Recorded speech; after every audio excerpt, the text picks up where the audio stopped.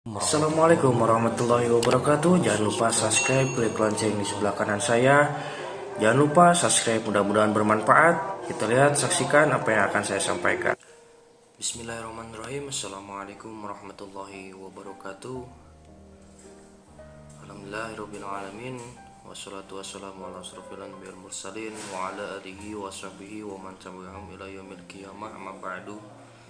Salawat berserta salam semoga tetap tercurah limpahkan kepada baginda kita yakni Habibana wa Nabiyana Kanjeng Nabi Muhammad Sallallahu Alaihi Wasallam, kepada para sahabatnya, kepada para tabi'in dan tabi'atnya, mudah-mudahan sampai kepada kita semua selaku umatnya, dan mudah-mudahan kita semua mendapatkan syafaatul uban yang tidak memiliki kiamat.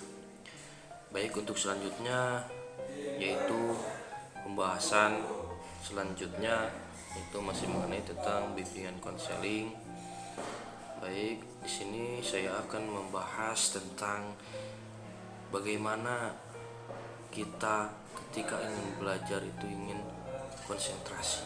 Nah, ini diantaranya yaitu meningkatkan konsentrasi belajar. Itu diantaranya yaitu ada bidang bimbingan belajar. Nah, yang pertama, pengertian dari konsentrasi. Baik, anak-anakku, bahwasannya apabila kita ingin berhasil, kita ingin mengerti pembelajaran yang kita hadapi, yang pertama diantaranya itu kita harus konsentrasi. Kenapa kita harus konsentrasi? Karena konsentrasi di sini adalah pemusatan perhatian atau pikiran pada suatu hal. Konsentrasi sama artinya dengan keadaan khusyuk seseorang pada sesuatu.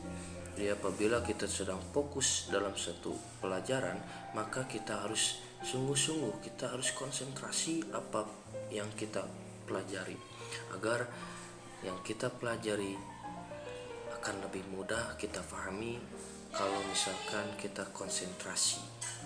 Ya. Selanjutnya, konsentrasi belajar, yaitu pemusatan daya pikir dan perbuatan pada suatu objek yang dipelajari dengan menghalau atau menyisihkan segala hal yang tidak ada hubungannya dengan objek yang dipelajari. Nah, jadi perbedaan konsentrasi dan belajar di sini, kalau misalkan konsentrasi itu memusatkan perhatian atau pikiran pada suatu hal, sedangkan konsentrasi belajar yaitu fokus kepada suatu objek yang kita pelajari. Nah, jadi apapun yang kita ingin lakukan, apapun yang kita pelajari, maka kita harus konsentrasi agar ketika kita melakukan hal-hal yang baik, apapun yang kita inginkan untuk mempelajari sebuah pelajaran, maka kita harus konsentrasi terlebih dahulu. Niatkan bahwa kita akan belajar pelajaran yang kita akan pelajari, yang diajarkan oleh guru, maka harus konsentrasi terlebih dahulu. Selanjutnya, nah, ini adalah hal yang mempengaruhi konsentrasi. Di antaranya, motivasi yang diperoleh. Motivasi yang diperolehnya. Yang kedua, keinginan atau keterikatannya terhadap sesuatu. Yang ketiga, situasi tekanan yang dapat mengancam dirinya. Nah, apabila kita tidak memiliki sebuah motivasi, maka kita tidak akan mudah untuk konsentrasi, ya, tidak akan memperoleh motivasi kalau misalkan kitanya tidak konsentrasi. Yang kedua, keinginan atau ketertarikannya terhadap sesuatu. Kalau misalkan kita tidak konsentrasi, nah, kita akan terpengaruh apabila keinginan atau ketertarikan kitanya itu tidak sesuai dengan apa yang kita inginkan. Contohnya, satu pelajaran yang kita tidak inginkan, akhirnya kita sia-siakan. Udah nggak paham. Tidak seperti itu, ya. Justru kita anggaplah pelajaran itu mudah. Jangan anggap pelajaran itu sulit. Kalau misalkan kita menganggapnya pelajaran itu sulit, maka yang kita pelajari akan kesulitan untuk memahami pelajarannya. Yang ketiga, yaitu situasi tekanan yang dapat mengancam dirinya. Nah, apabila kita tidak konsentrasi, ya jelas akan ada ancaman bagi diri kita, yakni tidak paham apa yang kita pelajari, dan akhirnya kita sulit untuk memahami pelajaran itu. Hindarilah pelajaran yang kalian tidak sukai, tapi cari tahulah pelajaran yang kalian tidak sukai, konsentrasikan pelajaran itu, maka kalian akan mudah untuk mengambil dan memahami pelajaran itu. Selanjutnya, keadaan fisik, psikis, emosional, dan pengalamannya. Keadaan fisik akan terganggu, psikis akan terganggu, emosi akan terganggu, pengalamannya jelas. Ya. Jika kita terpengaruh apabila kita tidak konsentrasi, fisik kita yang akhirnya kita malas, kita selalu emosi ketika ada tugas pelajaran yang kita tidak sukai, merasa kesal dengan pelajarannya karena tugasnya sangat sulit. Itulah yang dapat mempengaruhi konsentrasi kita. Keadaan kita harus fit, harus siap, harus kuat, harus dengan niat yang kuat agar kita dapat mempelajari ilmu tersebut dengan mudah. Selanjutnya, ya, yang dapat mempengaruhi konsentrasi itu tingkat kecerdasan yang dimiliki. Kenapa tingkat kecerdasan termasuk? Ya jelas, karena seseorang apabila konsentrasinya tidak ditingkatkan, maka kecerdasan yang kita punya itu akan hilang sedikit demi sedikit. Ya, jangan sampai. Maka dari itu konsentrasilah dalam belajar. Selanjutnya, lingkungan sekitar itu dapat mempengaruhi juga. Kalau lingkungan sekitarnya tempat main atau tempat wisata, ya jelas konsentrasi kita untuk belajar tidak ada. Karena apa? Karena lingkungan sekitarnya juga tidak memenuhi kriteria orang yang mau belajar dengan sungguh-sungguh. Maka dari itulah, carilah lingkungan sekitar kita yang dapat membuat kita itu konsentrasi dalam satu hal atau hal apapun itu. Kita harus konsentrasi. Selanjutnya, penyebab kurangnya konsentrasi. Nah, ini ada tadi yang dapat mempengaruhi konsentrasi, sekarang yaitu penyebab kurangnya konsentrasi. Pertama, lemahnya minat dan motivasi pada pelajaran. Jelas, apabila kita tidak konsentrasi, yaitulah penyebabnya diantaranya yaitu lemah untuk mau belajar. Akhirnya timbullah rasa malas untuk mempelajari pelajaran yang sedang kita laksanakan. Yang kedua, perasaan gelisah, tertekan, marah, khawatir, takut, benci, dan dendam. Ya, itu penyebab kurangnya konsentrasi. Contoh sedikit, ketika kita memiliki sebuah permasalahan, baik di dalam diri pribadi ataupun dengan lingkungan, itu dapat menyebabkan kurangnya konsentrasi kita. Maka dari itu, janganlah kalian bergaul dengan orang-orang yang tidak baik, tapi bergaullah dengan orang-orang yang membuat kalian itu berhasil, membuat kalian itu maju, agar sama-sama menghadapi ujian-ujian dengan sama-sama, yang akhirnya kita dapat serius dalam belajar untuk menggapai harapan yang baik, yaitu harapan mengejar cita-cita. Nah, selanjutnya yang ketiga, suasana lingkungan belajar yang berisik dan berantakan. Jelas, kenapa ini termasuk kurangnya konsentrasi? Ya jelas, di mana suatu lingkungan kita banyak orang yang bermain, ketika kita mau belajar, akhirnya kita tidak konsentrasi karena berisik di luarnya. Ketika kita sedang ujian, kenapa dilarang berisik di luar kelas? Karena itu akan mengganggu konsentrasi kita untuk menjawab pertanyaan-pertanyaan pelajarannya. Akhirnya yang tadinya kita fokus untuk mengerjakan tugas atau mengerjakan ujian, tidak akan memperoleh hasil yang baik karena terganggu oleh lingkungan. Karenanya berisik, ataupun berantakan. Maka dari itu, carilah tempat yang baik yang membuat kalian menjadi yang selalu konsentrasi dalam segala hal. Selanjutnya yaitu yang keempat, kondisi kesehatan jasmani. Ini juga dapat sebagai penyebab kurangnya konsentrasi. Apabila kita jasmani kitanya kurang sehat, ya, karena kurangnya berolahraga, itu menjadi sebuah penyebab kurangnya konsentrasi. Apakah seseorang ketika sakit disuruh belajar, apakah akan masuk pembelajarannya? Tidak akan mungkin. Kalau misalkan kita sakit, yang tadinya mau belajar nggak bisa karena terganggu oleh sakit kita. Maka dari itu, jagalah kesehatan kita agar kita selalu konsentrasi ketika ingin mencapai cita-cita, dan konsentrasilah kalian dalam pembelajaran agar kalian bisa menggapai cita-cita kalian. Yang kelima, bersifat pasif dalam belajar. Yakin, ya, bersifat pasif dalam belajar. Selalu berpikir negatif, itu juga dapat mempengaruhi konsentrasi. Ya, maka hindarilah penyebab-penyebab kurangnya konsentrasi ini. Nah, selanjutnya itu manfaat konsentrasi.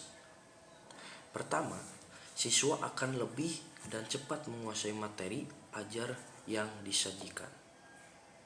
Tuh, apabila kita konsentrasi dengan sungguh-sungguh, ketika kita ingin menguasai satu pelajaran, itu akan lebih mudah. Tidak akan ada kesulitan dalam memahami pelajaran itu. Yang kedua, dapat dipastikan bahwa siswa yang konsentrasi dalam belajar sebenarnya ia juga sedang aktif. Jadi konsentrasi juga dapat dijadikan suatu tanda bahwa siswa sedang aktif belajar. Jangan sampai ketika kita fokus dengan pembelajaran itu, kita malah melihat keadaan lingkungan, keadaan sekitar, keadaan kelas. Ya, tapi kita fokus dengan apa yang guru berikan sebuah materi, kita harus fokus apa yang guru ucapkan, apa yang guru katakan. Maka dijamin kalian akan memahami pelajaran itu. Selanjutnya, menambah semangat atau motivasi bagi siswa untuk lebih aktif beraktivitas dalam belajar. Kalau misalkan kita punya konsentrasi dalam diri kita, jelas kita akan lebih semangat. Karena sakingnya semangat, karena kita fokus dengan sebuah pelajaran itu. Ya, terutama pelajaran yang kita sukai. Karena suka, akhirnya semangat belajarnya, semangat memperhatikan ketika guru sedang menjelaskan. Selanjutnya, memudahkan guru dalam melaksanakan proses pembelajaran. Apabila siswanya serius, apabila siswanya fokus, maka guru akan lebih mudah memberikan materi yang akan disampaikannya. Sehingga siswa yang fokus, serius dalam belajar dapat memahami apa yang guru sampaikan. Itulah manfaat konsentrasi. Selanjutnya, tidak memiliki kecakapan dalam cara-cara belajar yang baik. Jadi maksudnya, ketika kita fokus dalam satu pembelajaran, maka kita akan lebih mudah memahami pelajaran apa yang kita pelajari. Luar biasa, ya. Selanjutnya itu suasana belajar menjadi semakin kondusif. Kondusif ini di sini aman, tidak ada gangguan. Akhirnya kita belajar dengan fokus tanpa ada gangguan dari siapapun. Selanjutnya, tidak memiliki kecakapan dalam cara-cara belajar yang baik. Artinya, ketika kita sudah konsentrasi ke satu pelajaran, maka kita hindari kecakapan apapun itu, baik kecakapan terhadap teman, intinya ngobrol, maka akan dihiraukan kalau misalkan kita fokus konsentrasi ketika kita belajar di kelas. Yang selanjutnya itu suasana belajar menjadi semakin kondusif. Jelas ya, Apabila kita konsentrasi, teman kita konsentrasi, maka pelajaran apa yang kita kerjakan akan lebih mudah. Itu ya. Tuh, di sini apapun saya bisa jika saya mau. Itulah sebagai prinsip bahwa kita harus bisa dalam keadaan mau. Artinya niatkan dengan kuat. Selanjutnya, cara meningkatkan konsentrasi. Pertama, kesiapan belajar. Kesiapan belajar, sebelum melakukan aktivitas belajar, kita harus benar-benar dalam kondisi fresh atau segar, ya, dalam keadaan fit, ya. Jangan sampai sakit, ya, untuk belajar. Untuk siap melakukan aktivitas belajar, ada dua hal yang perlu diperhatikan, yaitu kondisi fisik dan psikis. Jadi kalau misalkan kita mau sungguh-sungguh dalam belajar, kita harus siap. Kita harus niatkan bahwa kalian akan belajar. Maka insya Allah yang kita pelajari itu semakin mudah.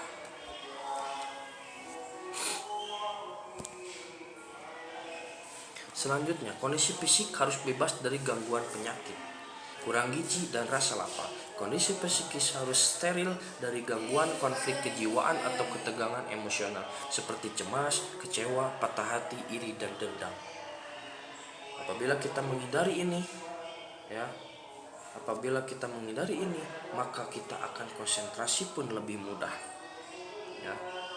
Maka dari itu jagalah fisik kita, seringlah berolahraga agar ketika kita menghadapi sebuah pembelajaran, kita lebih fokus terhadap pembelajaran itu tanpa ada gangguan, tanpa ada rasa cemas, rasa kecewa, iri, ataupun dendam terhadap hal-hal yang mengganggu konsentrasi kita.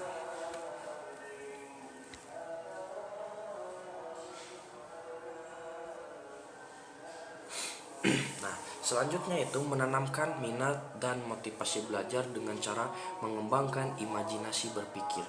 Belajar untuk membangkitkan minat dan motivasi belajar, maka perlu kita ketahui yang pertama, yaitu apa yang kita pelajari. Artinya, kita harus tahu apa yang akan kita pelajari. Maka disitulah kita harus fokus dalam satu pembelajaran itu. Yang kedua, untuk apa mempelajari materi pelajaran yang hendak dipelajari?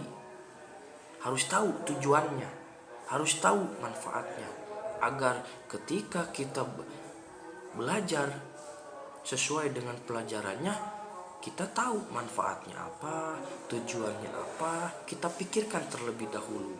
Kalau misalkan kita berpikir seperti itu, maka kita akan sungguh-sungguh untuk mengambil ilmu yang guru sampaikan kepada kita. Yang ketiga, apa hubungan materi pelajaran dengan kehidupan sehari-hari atau manfaat mempelajari dan apa yang dapat kita lakukan dengan pengetahuan tersebut? Guru menyampaikan sebuah materi itu adalah sebagian materi yang akan kita sampaikan kepada teman-teman kita ataupun kepada orang lain.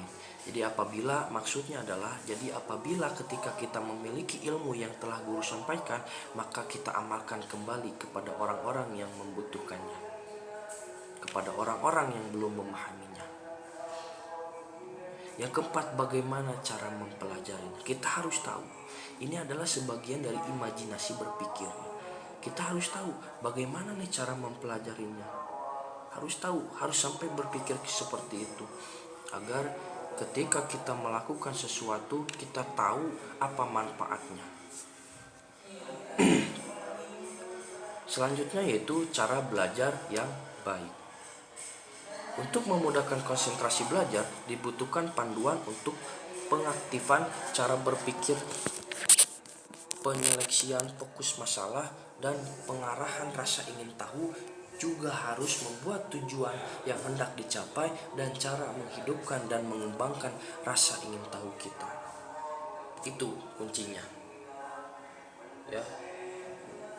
Ketika kita ingin belajar, maka kita harus tahu tujuan kita, apakah akan dicapai atau tidak, bagaimana cara menghidupkan dan mengembangkan rasa ingin tahu kita. Yaitulah kita penuh dengan konsentrasi ketika kita belajar, agar kita mudah dalam memahami pembelajaran. Nah, sehingga tuntas terhadap apa yang hendak dipelajari, dengan kata lain berusaha menyusun kerangka berpikir dan bertindak step by step dalam memecahkan masalah. Oh, ini pelajarannya sulit, tapi kita pikirkan, oh ternyata pelajaran yang kita pelajari ini harus kita tuntaskan sampai selesai agar tidak ada materi yang tidak kita pahami, sehingga kita tuntas dalam mempelajari ilmu pembelajaran itu. Selanjutnya yaitu lingkungan yang kondusif. Kenapa lingkungan yang kondusif itu mempengaruhi konsentrasi? Karena belajar membutuhkan lingkungan yang kondusif untuk memperoleh hasil belajar secara optimal. Harus diupayakan tempat dan ruang yang apik, teratur dan bersih. Suasana pun harus nyaman untuk belajar. Jangan sampai belajar di tempat-tempat yang kotor, karena tempat kotor itu adalah tempatnya berdiamnya setan. Sehingga ketika kita belajar kita diganggu, ngantuk, males, lemas, itulah yang akan membuat kalian tidak fokus dalam belajar. Tapi kalian harus carilah lingkungan yang membuat kalian itu nyaman, di taman, di gedung gitu, agar ada pemandangan sehingga otak kalian fresh. Itu adalah sebagian lingkungan yang kondusif yang dapat menyempurnakan konsentrasi kita dalam belajar. Selanjutnya, belajar aktif. Nah, jika kita sulit berkonsentrasi belajar di sekolah atau sulit mengerti apa yang dijelaskan guru dan sebagainya, maka kita harus dapat mengembangkan pola belajar yang aktif. Aktif artinya di sini adalah ketika guru sedang menerangkan, kita ada pelajaran atau ada materi yang kita tidak pahami, maka kita harus bertanya kepada guru kita. Bu, saya tidak paham dengan apa yang ibu sampaikan, tolong diperjelas. Cukup seperti itu. Itu adalah orang atau siswa yang belajar aktif. Berani bertanya, berani memberi saran, berani memberi solusi. Itulah belajar yang aktif. Adanya bertanya. Orang yang paling cerdas, orang yang paling pintar adalah orang yang tidak malu bertanya. Kita harus aktif belajar dan berani mengungkap ketidaktahuan pada guru atau teman. Buang rasa sungkan, rasa malu, dan rasa takut pada guru. Guru tidak akan memberi hukuman pada kita yang proaktif dalam belajar. Justru guru akan segan bagi orang-orang yang mau bertanya. Karena orang yang malu bertanya, bisa saja orang tersebut tidak memahami pelajaran itu. Tapi orang yang mau bertanya itu adalah orang yang ingin betul-betul belajar dengan sungguh-sungguh. Itulah yang dikatakan belajar aktif. Selanjutnya, perlu penyegaran pikiran. Seorang pelajar harus butuh untuk menyegarkan pikiran. Kenapa adanya di sekolah itu adanya BK? Nah, itulah agar ketika kita sudah belajar dengan pelajaran yang sangat sulit, kita diberikan penyegaran pikiran oleh guru BK, yaitu adanya permainan, adanya hiburan yang membuat mereka fresh kembali. Nah, itulah gunanya. Ya. Saat menghadapi kejenuhan belajar, saat kita belajar sendiri di rumah dan menghadapi kesulitan atau jalan buntu, mempelajari materi pelajaran kadangkala menimbulkan rasa jemu dan bosan untuk berpikir. Jelas, karena kita bosan, karena kita terlalu fokus, akhirnya kita lemes, malas gitu kan. Nah, maka dari itu perlu kita untuk menyegarkan pikiran. Agar ketika kita belajar kembali fresh, kembali fokus kembali. Ya, luar biasa. Jangan sampai saking pusingnya pembelajaran akhirnya belajar pun tidak serius. Nah, jika hal ini terjadi, maka jangan paksakan diri kita untuk terus melanjutkan belajar. Jika dipaksakan, akan menimbulkan kepenatan dan kelelahan, sehingga akan menimbulkan antipati untuk belajar. Artinya, ketika kita terlalu dipaksakan karena kita udah lemas, dipaksakan, akhirnya kita punya sifat rasa emosional, rasa kesal karena yaitu dipaksakan. Maka beristirahatlah terlebih dahulu, minum dulu, makan dulu atau apa, agar konsentrasi kembali pulih. Selanjutnya, jalan keluarnya kita harus menyediakan waktu 5-10 menit untuk beristirahat sejenak dengan mengalihkan perhatian pada hal lain yang bersifat menyenangkan dan menyegarkan.